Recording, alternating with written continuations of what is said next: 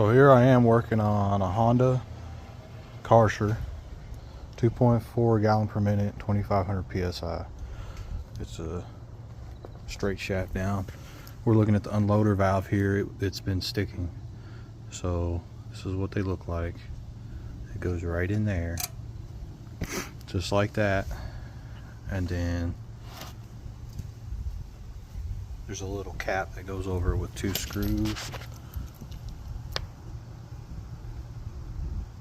and a little pin inside of there.